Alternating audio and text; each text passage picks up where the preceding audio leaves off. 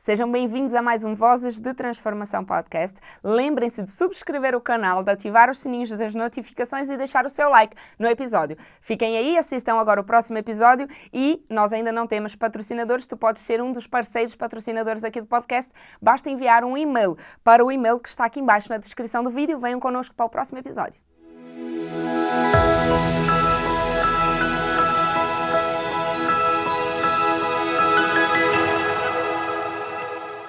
Sejam muito bem-vindos ao Vozes de Transformação Podcast número 12 e em sequência do número 11, porque nós aproveitamos aqui uma viagem muito especial e um casal muito especial que vai estar num evento muito especial e por isso a indumentária não muda, porque também é muito especial falando desse evento. A nossa convidada hoje é incrível, é escritora, blogger, mamãe é rock, Ana Cardoso, seja muito bem-vinda. Muito obrigada.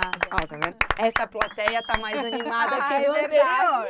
É que a outra plateia não sabia se podia se pronunciar. Ah, pode, a gente adora. O Thiago é que não fala, mas eu adoro um convívio. É, eu falo bastante para ele, ele nunca me respondeu. Hã? Não pode. Thiago não me responde. Ana, muito bem-vinda, muito obrigada por estar aqui. Daqui a pouco atrasados para o jantar, mas vai dar tudo certo, não vai? Ah, tranquilo. Tá bem. Olha, muito obrigada. Vamos falar um pouquinho sobre o livro que você não me trouxe, sobre a mamãe. Ela me prometeu um livro autografado, que foi a última obra, né? Sim, mas eu vou trazer. Tá, não, Eu vai vou dar trazer. certo. Vai dar certo. Eu Como é que trouxe- começou essa tua carreira? Eu sempre quis escrever, desde criança sempre gostei de escrever, sempre gostei muito de ler.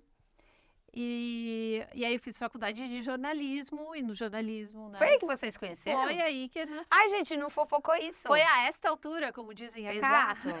que a Foi gente nessa se conheceu. altura. A gente trabalhou em algum momento. Eu nasci numa cidade, depois me mudei para outra cidade. Você é casada com o Marcos É, Pianjo. sou Só casada pra, com o Marcos. né, quem não tá vendo, tipo, tá ali. E a gente se conheceu numa rádio que a gente trabalhava. O Marcos ficava no estúdio e eu trabalhava como repórter externa. E eu acho que o Marcos logo percebia que eu escrevia as coisas que eu ia falar, porque talvez fosse um pouco mais elaborado do que o normal. Eu tinha que cobrir esportes radicais, mas eu estudava sociologia política. Então eu ia para um evento, eu estava de olho ali, um olho no mar, né? E outro olho nas pessoas estacionando o carro na areia, o outro olho Sim, na falta exato. de lixeira. E aí eu fazia os meus boletins sempre com esse olhar mais sociológico. Acho que foi isso que o Marcos se apaixonou, não sei. Foi a... Não posso falar, eu tô sem microfone. Apaixonei pelo pacote. Ah, entendi. Pelo pacote aqui. O Pacote. pacote aqui seria o rabo? Não. Não, o pacote completo é quando a gente fala. Então acho que seria o PEC. Em português, não? Seria o PEC. O PEC. Pelo PEC, Acho que ia tá? ficar Pelo melhor pacote. assim. O pacote. Pelo rabo. Ele tá vermelho. Sim, também pelo o Pedro diz, meu marido diz, acho engraçado que ele diz que olha sempre para os sapatos, que os sapatos são muito bonitos. E ele... Quem engana quem, sim. É verdade. Exato. Ele que ficou vermelho. não fiquei. Exato, foi The whole Engraçado. package, ok. Pelo pacote completo, foi aí que deu... Então vocês estão juntos há 350... Nós estamos juntos há 20 anos. Agora vamos para o 21º. Vamos adentrar em nossa terceira década Terceira juntos. década, sim senhora. Mas ficamos juntos, nos casamos. Nós trabalhávamos na mesma empresa e a gente tinha uma brincadeira que dizia que jornalistas só se reproduzem em cativeiro. Porque tu fica tanto tempo trabalhando, tu fica tanto tempo na rua, que é impossível tu te relacionar com uma pessoa que não seja fora do do ramo, né? trabalho. E aí o Marcos, né, a gente começou a namorar, foi muito rápido, assim, acho que a gente se ficou muito interessado um pelo outro e deu certo. E aí a gente... ele vivia na minha casa, eu morava sozinha, ele vivia na minha casa. Aí a gente começou a falar de filhos. Por fim, eu engravidei um pouco antes da hora, porque a gente estava organizando o nosso casamento quando eu engravidei. E nessa época, Aí você casou grávida. casei grávida. A minha cunhada, o meu irmão mais velho, ele já era casado e minha cunhada estava grávida. E aí eu pensei, acho que gravidez é contagioso, porque eu não estava me Por isso programando peguei. para engravidar. Eu tinha 26 anos na época. E aí engravidei, e aí, enfim, né? E agora temos já uma filha de 18 anos e outra de 11. É coisa. Como é que é essa aventura de ser mãe de teenagers? Tu escreveu A Mamãe é Rock quando? Foi em que ano? A Mamãe é Rock eu escrevi em 2016, quando elas tinham ali 10 anos, 3 anos, 4 anos. Então é um livro ainda que era muito pautado nas minhas experiências com as minhas filhas na primeira infância. Uhum. Então são aquelas coisas, É. aquelas surpresas, né, de o que é ser mãe. Eu não tinha uma visão romântica de, vou casar, ter filhos. Eu pensava, não, eu estou fazendo mestrado, quero fazer doutorado, quero morar fora. Eu tinha planos diferentes. E aí eu engravidei da Anitta e eu tive uma gravidez de risco, eu tive que parar de trabalhar. Então, né, tinha que ficar só em casa, em repouso. E aí a Anitta nasceu, eu Pós-parto. tinha parado de trabalhar. E aí a minha vida mudou muito e eu achei tudo aquilo muito estranho. E aí logo o Marcos recebeu uma proposta para mudar de cidade. Então, quando eu estava começando a ter uma rede de apoio, eu não tinha amigas com filhos naquela época, porque as minhas amigas já estavam tendo filhos mais velhas. A gente se mudou para Porto Alegre e aí eu tive que recomeçar toda essa questão de fazer amizades, Rede de apoio. de rede de apoio, longe da família. Então, eu tive uma experiência bem profunda na maternidade. Profunda. Profunda. Chamamos assim. Agora faz 8 anos que a gente voltou a morar na minha cidade de Natal. Então eu moro perto da minha mãe. E aí é tudo muito mais fácil. Tanto que estamos agora viajando há 2 semanas. A minha mãe está na minha casa, cuidando das meninas. Cuidando E aí das eu plantas. Cuidando das plantas. Gente, tenho tem que muitas ser. plantas. E eu fico muito mais tranquila. Porque quando a gente é mãe, a gente tá sempre preocupada, né? Não, gente, eu não tô hoje. Não, Não. eu fico mais tranquila porque eu rastreio as minhas filhas. Exato, não, os meus são muito pequenininhos, então eu sei onde é que eles estão, assim, mas eu não fico tão... Sabe uma coisa que eu acho muito engraçada, né? Eu não overthinking nada, sabes? Tipo, do ficar muito preocupada com eles. Eu acho que o Pedro fica mais engraçado. Porque, assim, é coisa que eu não controlo. Eu não Sim. controlo tudo. Então é aquela tal coisa, eu vou ficar sofrendo por uma coisa que eu não controlo de todo. Não. Hoje eu sou muito mais, não sei se foi pela vida também, sabe? Depois de tanta pancada ou coisa que aconteceu, eu fiquei meio... Mas assim, a pelidade deles também ser mais controlado, né? Eu não... Na verdade, assim, eu acho que se tivesse uma escala de mães, eu estaria nas mais relaxadas, nas mais na tranquilas escala de possíveis. Porque talvez por eu não ter idealizado a maternidade, eu não sou uma pessoa que fico me preocupando com o que O que os ela vai ser, o outros que ela vai fazer. pensam, como que isso vai parecer para os outros. Eu tô realmente muito preocupada com a minha saúde mental, com o meu bem-estar, porque eu realmente acredito que uma mãe que não tá bem, uma mãe que tá insegura, que tá nervosa, que tá ansiosa, que não tá bem, ela não tem como criar filhos saudáveis. Então, eu me preocupo muito, eu olho, né, eu cuido... Crianças muito pequenas, na verdade, elas te demandam um trabalho mais braçal e de atenção. Mas quando tu fala, não me preocupo, deixa teus Calma. filhos chegarem na adolescência Crescer. e irem para festas e voltarem de Sim. madrugada. Então, essa é uma fase que É uma outra preocupação. eu não imaginava que eu fosse ser essa pessoa que não ia dormir, que ia ficar preocupada. Você não dorme? Eu durmo, mas eu fico preocupada. Eu Pode, acordo e olho, né, ver se está vindo, essas coisas.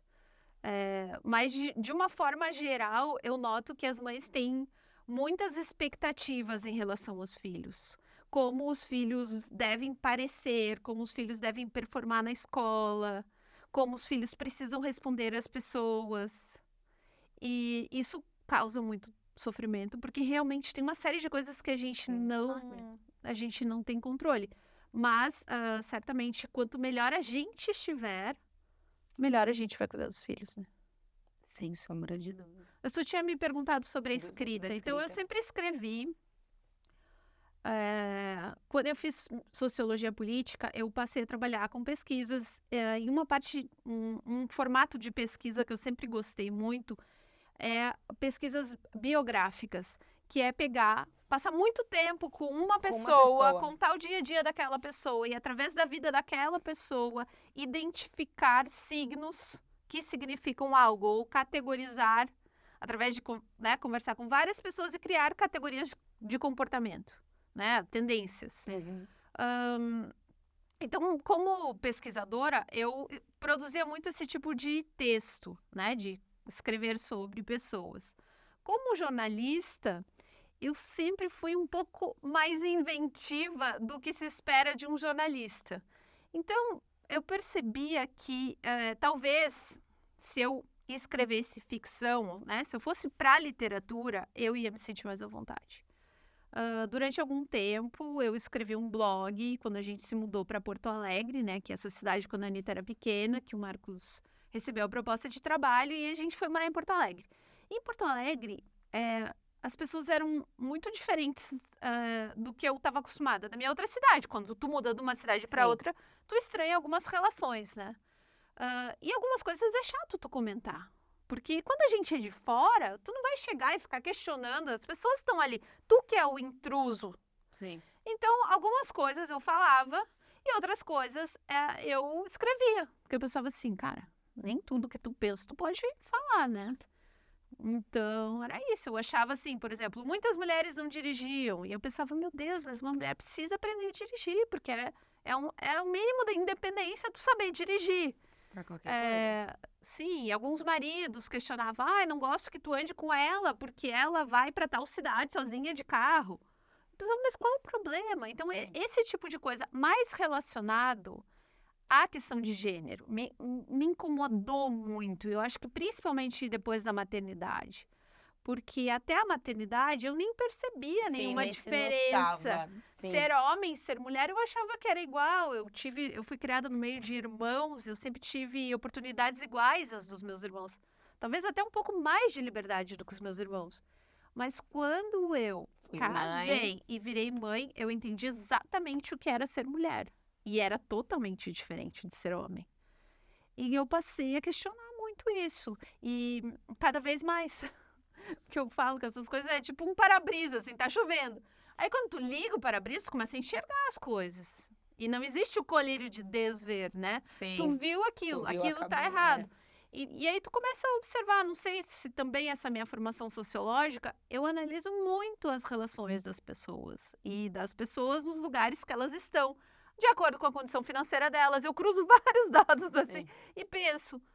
Poxa, mas não era para ser assim, né? Essa mulher, ela podia estar mais emancipada. Essa mulher, ela podia estar falando sobre os seus sentimentos. Essa mulher, ela tá...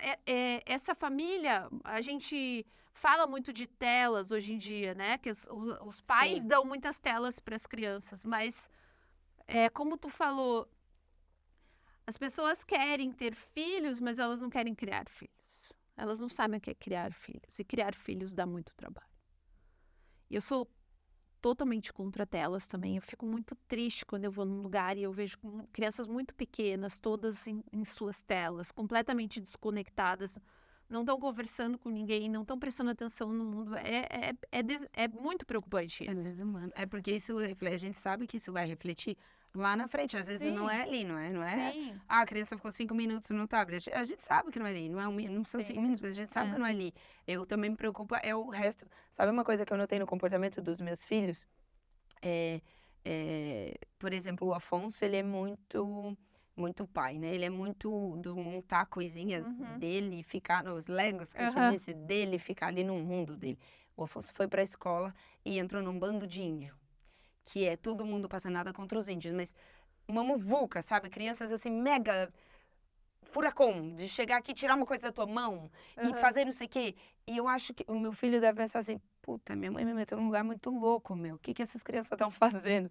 Porque não é normal pra nós dentro de casa. É normal a gente conversar. Você quer alguma coisa? Me Sim. pede, eu converso. Sim. E quando há essa falta de sociabilização das crianças, eu acho que é causada pelo tablet. Eu não vi nenhum estudo, não sei nada. Só tô dizendo meu bitaiting, né? Tipo, Mas eu penso que falta comunicação. às vezes até o tablet, né? Quando a gente critica as tecnologias, a gente tem que entender por quê que as pessoas estão dando tecnologia para os Exato. seus filhos. É Por porque trás. elas não querem ou não têm condições mesmo. Porque uma pessoa que está mal, que está deprimida, que está com ansiedade, que ela não tem cabeça para brincar com o seu filho, para educar o seu filho.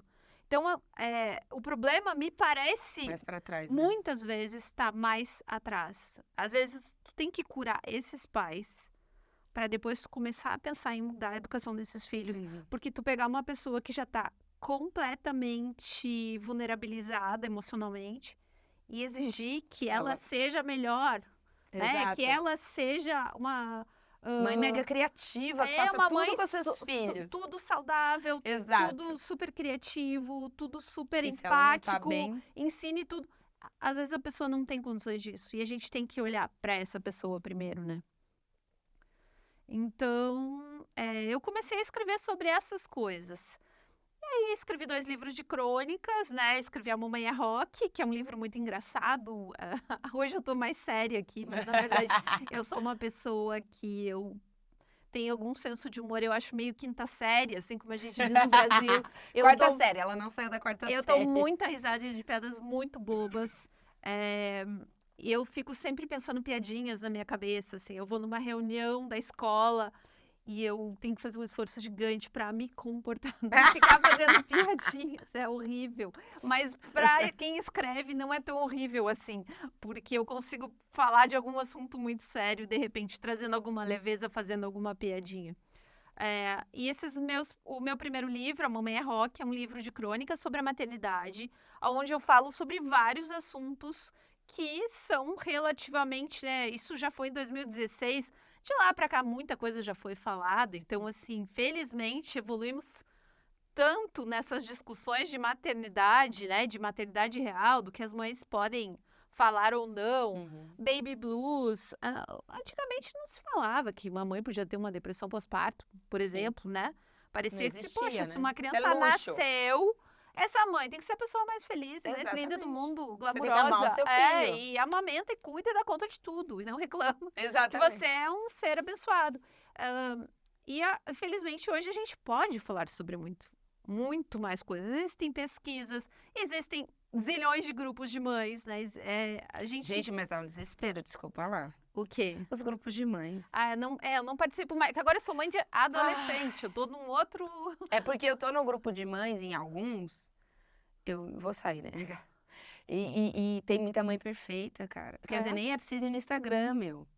Mas, tipo, não dão açúcar, não faz não sei o quê. Ai, eu fiz não sei aonde. Ai, porque eu uso a fralda ecológica do não sei o quê. E, tipo, eu não usei fralda biodegradável. Sou mesmo fralda No meu descartável. tempo nem tinha. Não, na nossa altura foi fralda de pano, eu usei fralda Sim. de pano. Mas existem agora fraldas reutilizáveis, super top. Não chega a informação pra toda a gente, elas são caríssimas. Uhum. Também não é pra todo mundo. Mas sabe, tipo, são todas essas mães que estão nesse grupo. Então me dá, às vezes eu abro e me dá aquela coisa, eu não vou ler, porque senão eu vou pensar, pronto, putz. Não. Mas, Lari, tu não gosta de... É que eu acho que a gente tem que naturalizar algumas coisas, sabe? E às vezes num grupo desses, tu pegar e escrever, olha, gente, eu não tenho nem tempo, nem dinheiro, e essa não é uma prioridade. Fico feliz pelo seu filho que tu esteja fazendo isso. Sim. Mas a minha vida não cabe. Exato. Eu sou Não, mas muito elas não estão essa falando pessoa. pra mim, eu não vou lá, entendeu? Tipo, Sim. não tem tempo mesmo. Eu tô cuidando dos meus filhos, tô cuidando da minha vida. Então eu não vou. Mas eu foi muito rico. Há muita partilha muito rica nesses grupos, tá? Eu conheci muitas mães com muitos negócios. E acho que é muito rico por causa disso. Eu, às vezes, vou pescar lá. Alguma mãe faz isso. Gente, eu prefiro ajudar uma mãe que eu sei que tá no grupo do que pesquisar pro Google e apanhar qualquer outra pessoa. Pra mim, isso é mais rico dos grupos de mães. Essa parte é de eu saber que tem uma que faz bolinho em casa, brigadeiro, que faz não sei o quê. E que hoje eu ajudo uma mãe que foi minha grávida e que está trabalhando em casa com seu filho. E eu fico muito feliz por isso, porque eu sei o quanto eu gostaria de ter feito isso nessa altura dela, Uhum. que era ter tido a possibilidade de ajudar alguém. Eu tô trabalhando aqui para aquela pessoa, mas eu tô cuidando do meu filho aqui. Ela manda áudios para mim. Ontem mesmo ela mandou um áudio, tá desesperada comigo, né? Tá me ajudando no mapa, então ela tá virada no cão e o filho dela gritando lá atrás e chorando nela. Olha, eu só vou deitar aqui o pequenino porque ele tá muito não sei o que. Eu falei, amor, desliga tudo. Opa. Ele não vai acalmar se você não Sim, ficar 5 minutos com ele. sim. Esquece, ninguém vai morrer. Desliga isso aqui e vai ficar com ele. Então, também fico muito feliz de que isso também me possibilitou também apoiar mães e ver esse pós-parto e viver isso, estar próxima delas e em grupos também. Quer queira, quer não, vai chegando muita coisa boa também, não é tudo péssimo. Sim, e acho que é interessante também, porque são espaços que a gente acabou criando para a gente pedir ajuda. E quando uma mãe pede ajuda, imediatamente várias Vem se ali. dispõem. Vem. E é uma situação que é Sim. muito mais fácil, às vezes, do que... Bom, eu não tinha minha mãe perto para pedir ajuda, mas às vezes, até quando tu tem a família junto, tu tem receio de que vão te julgar. Né? Tu pede para alguém ficar com teu filho por causa de alguma coisa. E ela não Aí tá a dando família... conta. eu escuto isso muito de mães que são solteiras, né? De mães solos. Aí a mãe Mas ela devia pede tá com a ajuda criança. para alguém ficar com o filho, porque tem um trabalho, ou porque quer realmente sair com alguém. E pra balada. E, Tá ótimo. e se é na sua própria família, muitas vezes ela é julgada, né? Poxa, mas tu tinha que estar cuidando do teu filho, tu não pode fazer isso. Em primeiro lugar, o teu filho. Como se a mãe, né? A vida de uma mãe já não fosse quase sempre 24 horas por O dia filho. na função do filho. E aí eu escrevi esse livro mais para trazer uma leveza. Aí o livro, né, assim, teve uma aceitação muito boa, até ele foi publicado aqui em Portugal também, aqui se chama A Mãe é Top. Sei. E aí eu escrevi a Mamãe é Punk, a pedido do editor, que ele falou assim, Ana, eu queria que tu escrevesse um livro sobre ser mãe de adolescente. Daí eu falei, mas a Anitta ainda Passou de rock pra punk, entendeu? a Anitta ainda tem 12 anos e ela ainda era muito criança. Eu falei, bom, vamos fazer assim. Então, para esse livro, eu vou conversar com as minhas leitoras. Numa época que ainda o Facebook era mais forte. Então, tinha muitas seguidoras que me escreviam, contavam muitas histórias. E eu pensei, tá, eu vou recolher histórias sobre adolescentes, como uma pesquisa sociológica, e vou ler coisas sobre o cérebro do adolescente, sobre como funciona o adolescente, entrevistar psicólogas. E aí eu escrevi A Mamãe é Punk. Foi interessante, porque foi um processo de preparação, inclusive para mim mesma. Foi ótimo. Como eu deveria lidar com a adolescência da minha filha. E foi muito interessante, porque era uma época que eu ainda não tinha assim, muito contato com disciplina positiva, com esse tipo de discussão que hoje em dia está muito mais forte, mas eu aprendi coisas muito essenciais, como aquilo que tu falou. Se uma criança está chorando ou o adolescente está lá batendo porta, não quer falar contigo, o adolescente, se o quarto dele tá um caos, parece outro planeta, tu tem que respeitar, não é tu entrar lá e dar gritos ou sair arrumando as coisas que vai mudar, né? Às vezes aquilo ali é uma forma de te dizer alguma coisa. Então, tu tem que abrir o diálogo, tu nunca pode, quando tu é pai e mãe de adolescente, tu tem que só abrir portas, tu não pode fechar portas. E eu fui, né, estudando sobre esse assunto, escrevendo e testando e mostrando para pessoas que já tinham mais filhos, como conversar sobre sexo com os filhos, adolescentes, né, que é uma conversa que é bem Depois mais vamos ter complexa do umas que aquela aulas que a gente aqui. tem com criança, ou como, né, como conversar sobre drogas e todas, bom, uma série de coisas, né, como deixar os filhos saírem na rua, como a gente lidar com a nossa própria ansiedade. E foi muito bom, assim, foi muito bom pra mim, eu acho que foi muito bom pra minha relação com a Anitta, e eu fico muito feliz quando sei que esse livro também ajuda e inspira outras pessoas.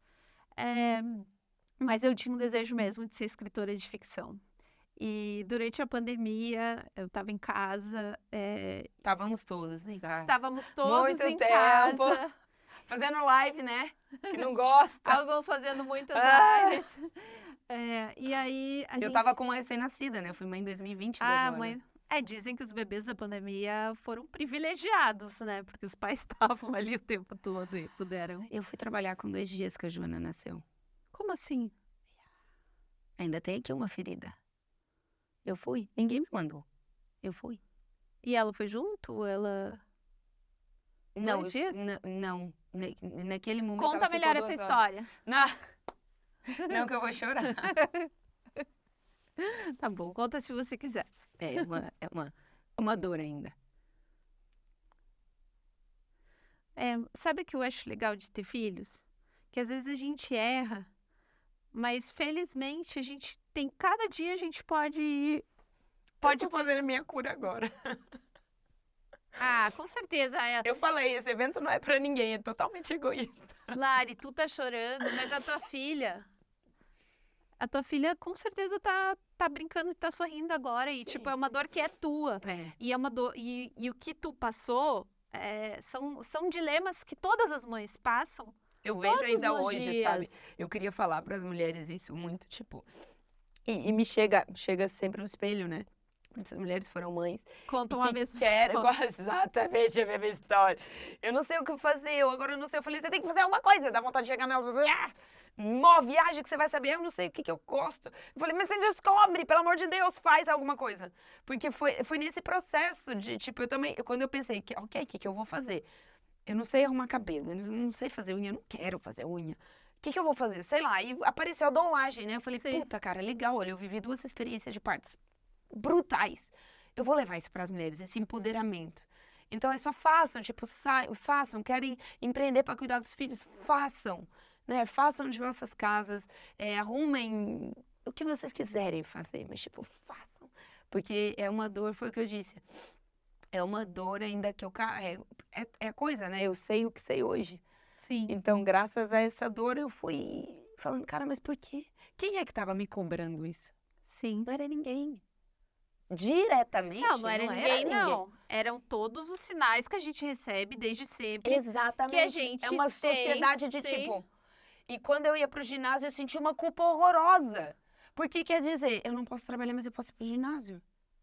E eu sentia, parece que na rua que todo mundo tava vendo que eu tinha um bebê, eu ia pro ginásio e não ia trabalhar. Sim. É muito louco. É a tal coisa. Eu só percebi isso depois de ser mãe. Sim.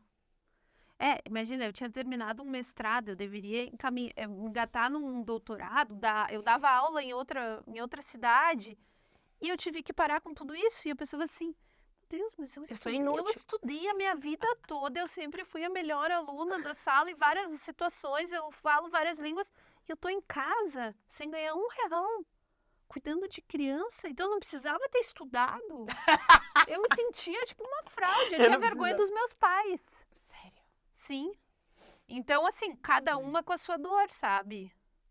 E tu tá chorando, não te envergonha, porque ontem eu e o Marcos fizemos muito pior. Nós saímos aqui no Porto e O Marcos é um chorão, né? o Marcos é um chorão. Não choramos nesse E eu podcast, não era a minha gosto meta, de ser tá? chorona, mas De eu tô chorar virando com ela. uma chorona também. Nós saímos e encontramos uma amiga da nossa filha. E ela já tem 20 anos, a Anitta vai fazer 19. E elas eram amigas desde 1 ano. Aí a gente foi lá, daí ela trabalhando, estudando. Poxa, E você assim, e a gente começou a chorar.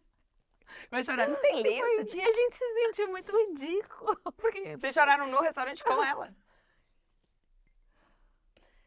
Mas é isso. E é pra escapar disso que eu pensei, vou escrever sobre a vida dos outros. Vou guardar meus dramas agora só pra mim. E aí, na pandemia, eu tinha uma mulher há dias, uma faxineira que trabalhava... Mulher a dia. Mulher há dias, ó, tô aprendendo. Eu fiquei pensando porque eu não sabia isso. Ela trabalhava comigo em Porto Alegre. E nós éramos muito amigas. E quando ela trabalhava na minha casa, ela ia uma vez por semana, ela me contava histórias das outras patroas dela.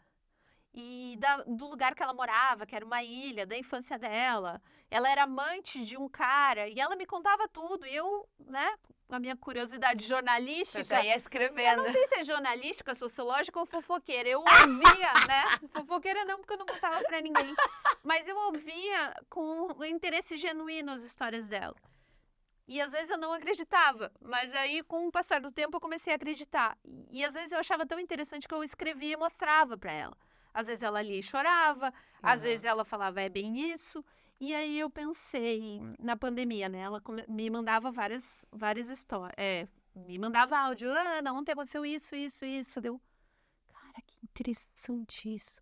E eu comecei a anotar, e aí eu pensei, né, durante a pandemia no Brasil, uma série de pessoas, assim, um grupo muito grande de pessoas de classe média que tem condições financeiras um pouco melhores e que poderia fazer isso, fez o seguinte, que costumam contratar faxineiras.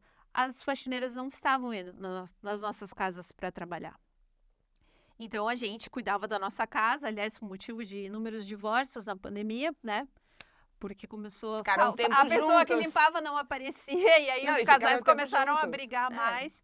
Mas, de qualquer forma, a gente, né, muitas amigas, conheço muitas pessoas que fizeram isso, nós seguimos pagando as nossas faxineiras, mesmo que elas não viessem à nossa casa, Aqui também porque elas conheço gente que precisavam fez do isso. dinheiro, né? Exatamente. E aí, mas enfim, eu já morava em outra cidade, eu já tinha outra faxineira que eu estava pagando, mas eu continuava conversando com essa que se tornou a personagem do meu livro, que se chama Elisa no livro.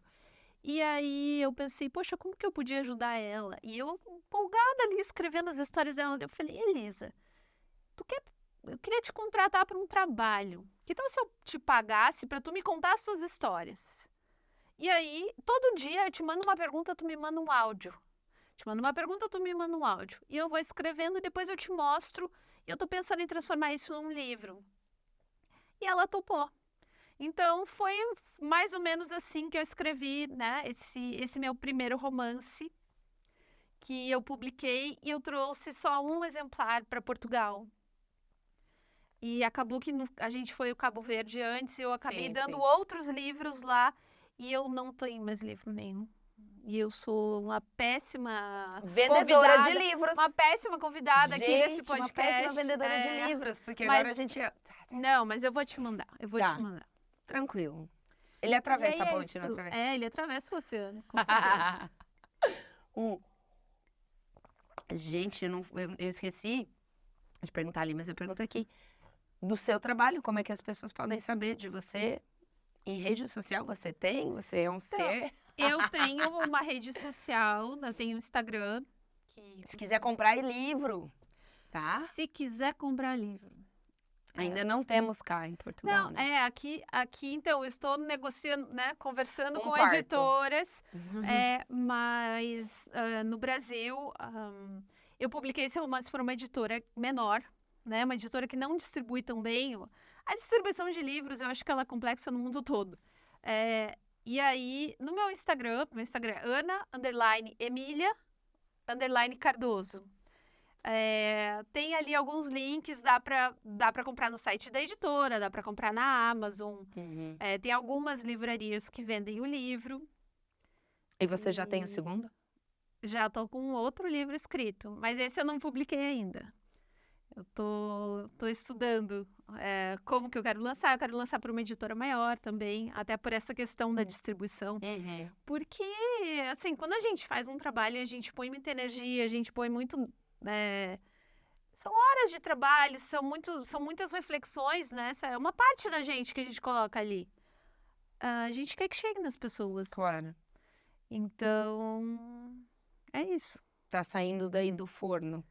Tá pronto? Tá pronto.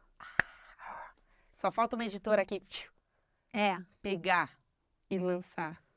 Que legal. Você pode falar do que é, não? Posso. É outra história que eu acompanhei também. Eu acho que é uma forma, assim, que é um processo criativo meu, ouvir histórias das pessoas, escrever, mostrar para as pessoas, aprovar com as pessoas, né? Não é Claro. assim que eu saia roubando histórias por aí. Histórias, sim. Uma pessoa muito próxima a mim se separou na pandemia. E teve uma separação que eu achei muito interessante, porque outras pessoas se separaram e próximas a mim, e foram processos muito sofridos.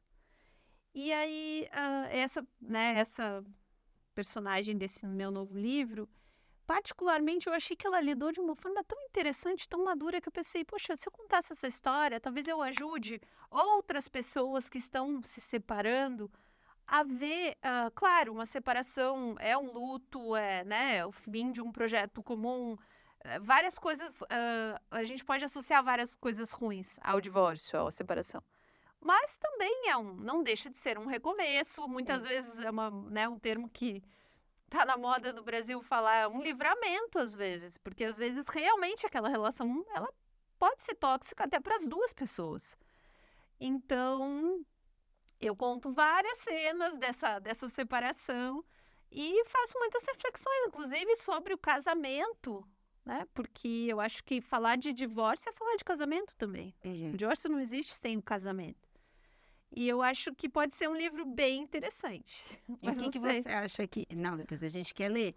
Mas o que você acha que é o segredo aí para um bom casamento? Já que você falou de casamento, não tem segredo. Tem eu acho que o paciência, casamento... sabedoria. Eu acho que o casamento, ele passa por, como qualquer relação humana, né? Por respeito e negociações.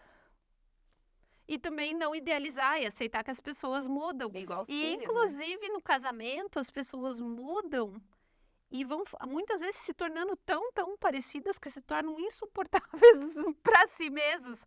Porque a gente, né, você nem sabe mais quem é o outro ou quanto de você tem no outro. E, às vezes, isso te incomoda porque é aquela relação especular que tu falou. Porque tu vê até os teus defeitos no outro, que o outro não tinha, mas de tanto conviver tanto com você, conviver. passa a ter. Eu acho que casamento é isso. A gente tem um casamento já de mais de 20 anos, já passamos por várias fases. E o fato, né, da nossa vida permitir que a gente viaje juntos ou separados faz muito bem pro casamento. Eu já vi muitos casais que não se permitiam deixar os filhos com ninguém, sair e fazer nada sozinhos, né? Seja em casal ou seja individualmente, né? Cada um poder sair com amigos, ou principalmente no que diz respeito à mulher, né? Porque a gente ainda vive numa sociedade extremamente machista, que o casamento, muitas vezes, a mulher é casada com o cara, mas o cara, ele leva uma vida de solteiro. Então, assim,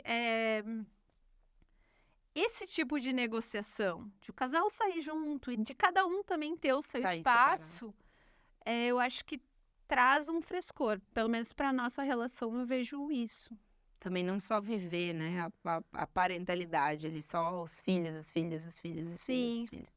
Amanhã o Júlio vai falar sobre isso. Ai, que legal. Tema de relacionamento de casal. Ele é especialista, ele é psiquiatra, ele dá sessões sobre terapia de casal. E ele vai trazer esse tema muito intenso pra gente. E acho que é um tema que tem que ser falado, né? Sim. Não é querer trazer mais uma carga para os pais, Sim. mais uma carga de falar assim, não basta ser boa mãe, não dá açúcar, não dá tela, não fazer isso, não fazer aquilo, ler para os filhos, fazer isso. Tem que trabalhar, tem que ser, tipo, tem que tudo, né? A gente tem que tudo. Tem que ter um relacionamento bem saudável com o pai da criança. Não é trazer mais uma carga, mas é trazer uma reflexão. Sim. Se você é casado com uma pessoa que você não respeita, que você não admira, ou que você tem... A criança tá vendo, as crianças, elas veem tudo que a gente faz. Ou então, assim, o que você quer ensinar pro teu filho? A ter esse tipo... Se algum dia o teu filho se relacionar com outra pessoa, você quer que seja nesse modelo? Eu acho que... Por isso que eu acho que as pessoas têm que pensar muito, muito mais antes de ter filho. Sabe? No Brasil tem números que mostram que quase 60% das gravidezes não são planejadas. Isso tem um impacto. Tem. Não que uma gravidez planejada seja melhor, às vezes ela é idealizada demais. Romantizada demais. Isso. Né? Dizem até que os filhos que não são planejados, como não tem tanta expectativa em cima deles, eles podem ser mais eles mesmos, né? E que é bom. Mas, de qualquer forma, eu acho que quando tu tem filho, tu tem que pensar que tudo que tu tá vivendo, teu filho tá absorvendo. E a gente tem a obrigação, sim, de proteger a criança de uma série de coisas, né? Brigas de adultos, mentiras, chantagens e tudo mais. Não é saudável. Concordo. E tá animada amanhã pro mapa? Mete aí, Thiagão. Acho que vai ser muito legal. Tô bem animada, sim. Animadaça? Quando sair, exato. É verdade. Pois é. É o mal de estar gravando tudo num dia só, senhores. Para apanhar aqui uma viagem. Como é que você se sente no pós-evento, Ana? Eu nunca estive num evento tão incrível quanto o Mapa. Exatamente. O Mapa foi a semana passada e foi maravilhoso. Gente, é surreal. Por isso que eu gosto, que eu falo pro Thiago, eu gosto de gravar episódio que sai na semana, gente. Eu gosto. Porque eu gosto de falar da realidade, por isso que eu tô falando do mapa. Então é isso. Nós, quando falarmos no próximo ano, no podcast que a gente gravar, a gente fala. A gente fala desse episódio. O que você vai trazer pra gente? Eu sei, né, gente? O cara que eu fale. O que você vai trazer pra gente do mapa? Então, No mapa. de minha Porque parte... o teu título está. Sim. A mamãe é rock, mas a gente sabe o que é mamãe. Sim. De minha parte, o que eu vou trazer... Eu faço parte de um movimento no Brasil chamado Onda Furta-Cor. Eu sei que tem alguns representantes aqui no Porto, talvez tenha na plateia alguém da Onda Furta-Cor. Estávamos no Cabo Verde e uma psicóloga levantou a mão e falou, Que eu já te legal. conheço porque eu sou da Onda Furta-Cor. Né, quando que eu ia imaginar que na África alguém já tinha ouvido o podcast da Onda Furta-Cor e já me conhecia. Eu faço parte desse movimento, que é um movimento que diz que a saúde mental e a saúde materna importam. São médicas, psicólogas, educadoras e, enfim, né, tem profissionais de todas as áreas, mas acho que principalmente psicólogas, tem muitas doulas. Legal. Que nós somos grupos divididos por cidades e nós temos acesso a muitos estudos recentes sobre saúde mental materna. Então, a gente discute isso. Como estão as mães? Como está sendo o puerpério das mulheres hoje? Foi disso que ela falou no mapa, estão vendo? Sim. E Voltando. como que a gente pode resolver os problemas que a gente tem? Que não são individuais. Os problemas, eles são do mundo todo, eles são coletivos. Então, não sou eu na minha casa que vou mudar o mundo. Os problemas são coletivos. E uma das partes da solução, eu não vou dar mais spoiler aqui, só vou falar no evento. Mas as pessoas já viram o evento. Sim. Já pode. Já Bom, pode. Mas, assim, uma parte bem importante... Agora vem para o próximo ano, entendeu? Para a gente resolver isso é falar sobre o assunto. Então, eventos como o Mapa que são foram incríveis. Fundamentais, Obrigada, que foram Thiago. incríveis e maravilhosos. Porque senão você é uma mãe que está em casa sozinha, sofrendo várias coisas, ela não imagina que aquilo que ela está vivendo não é só dela, que é coletivo, que é um sinal do nosso tempo, que é um tempo super individualista. Contam que os portugueses, quando chegaram no Brasil e viram os indígenas cuidando, as aldeias inteiras cuidando das crianças, não entenderam nada. Porque não consideravam criança um igual. Sim. Criança era uma coisa, era um estorvo. Então, a gente precisa resgatar isso. Não é justo a gente viver num mundo com tanta informação e o peso de cuidar de uma criança cair ainda tanto em cima de uma mãe, ou de uma mãe e de um pai só. Né? Sim, Criar filhos é coletivo. A gente precisa discutir todos os problemas que a gente tem coletivamente. Sim. Então é sobre isso. Não é, eles não são só o reflexo do pai e da mãe, né? Eu trago sempre, isso me traz algum conforto. Sim. Que não adianta, porque naquele início de vida, quando eles foram pra escolinha há pouco tempo, né?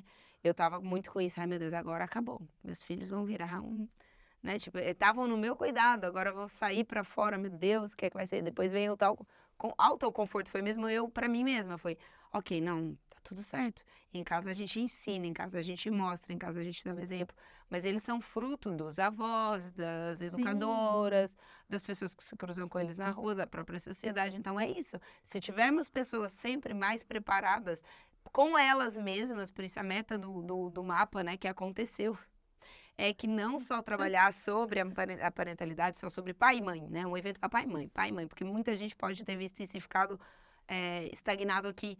Não, é para uma sociedade. Se nós precisamos nos desenvolver enquanto pessoa. Foi quando eu comecei o meu trabalho de desenvolvimento pessoal lá em 2017, 2018, foi quando eu me tornei mãe. Sim. Veio um gatilho, tipo, ok, eu preciso ser gente, o que está acontecendo? Quem me dera ter começado isso mais cedo. Ter despertado para isso um pouquinho mais cedo. Larissa, tu é muito jovem, tu já começou cedo. Tu já começou cedo, é sério. Hoje a gente vai viver... Já tem 2 crias, se tudo der certo, a gente vai viver até os 80, até os 100 anos, é cedo. Sim. E teus filhos são muito pequenos ainda. Acredite, tu causou um pouquíssimo trauma para eles, se é que tu causou. É muito interessante isso que tu falou, das crianças irem para a escola e conviverem com pessoas diferentes. É bom crianças ficarem com os avós. É bom crianças conviverem com famílias que não têm nada a ver com a nossa. Exato. Com uma Pra religião perceberem. totalmente diferente, com Que existe com vida hábitos lá fora, diferentes, é. com famílias de esportistas, com famílias de E intelectuais, eles sabem com se famílias... adaptar também. né? Sabe por quê? Porque o mundo é para ser plural. Ou a pessoa se prepara para viver num mundo e saber lidar com gente, ou a pessoa fica ali só com os pais e o seu celular. Dá para viver no seu mundinho Ou do seu... homeschooling, o que você acha disso? Eu prefiro nem falar. Eu acho que eu prefiro não dar minha Eu opinião. acho que dentro do que eu tô te falando, eu não exato. gosto. Eu não gosto. E eu, Já ficou mais claro. particularmente, realmente, Eu acho que eu infartava. eu não faria homeschooling. Eu amo meus filhos, mas eu acho que eu dava em louca. A tal do coisa, eu não tenho, quer dizer, além de ser mãe, exercer todo o meu papel materno, educação, eu ainda tenho que fazer o papel de uma educadora, de uma professora. Sim, Então eu tenho que me preparar, eu tenho que saber português, matemática, Sim. ciências, viagens, artes, coisas, ler e ler em várias línguas e Não, e tem coisas que Que? tu Tá não louco? vai. Então, eu não quero esse papel pra mim. Mas eu entendo que tem crianças que Sim. têm questões e que os pais optam. Eu respeito. Mas ainda assim eu acredito que a gente tem que aprender a conviver.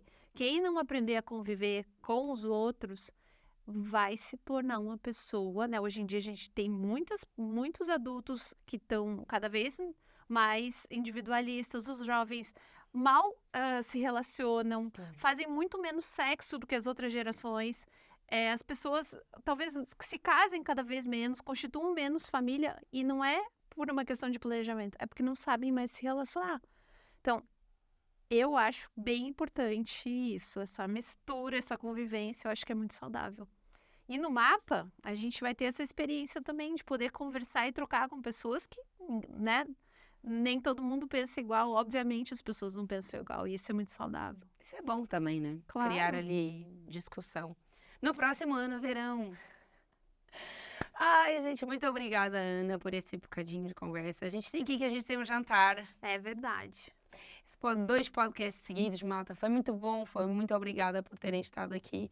Muito grata pelo teu Obrigada, tempo, foi meu um amor. prazer. Muito obrigada. Para Te nós foi receber. quase uma lua de mel vir para Portugal. Exatamente, então. estamos proporcionando uma lua de mel para Muito Marcos. legal. Muito obrigada, Obrigada a mesmo, Perana. você. Queria ficar te ouvindo assim muito mais tempo. Espero que a gente tenha mais oportunidades de fazer isso aqui com o livro. A próxima eu trago o livro. Senão tu Sim. nem me recebe. Exato, Combinado? eu nem abro a porta. Tá bom. Portanto, já sabem, link, se inscrevam, compartilha. Eu quero deixar o nome desse projeto aí depois aqui no link embaixo, tá? A onda furta-cor. Exatamente, quero isso aqui para ficar aqui embaixo, tá bem? Um beijo, Tá bem. malta, vejo no mapa do ano que vem, tá? 2025 vocês, um beijo enorme e até a próxima.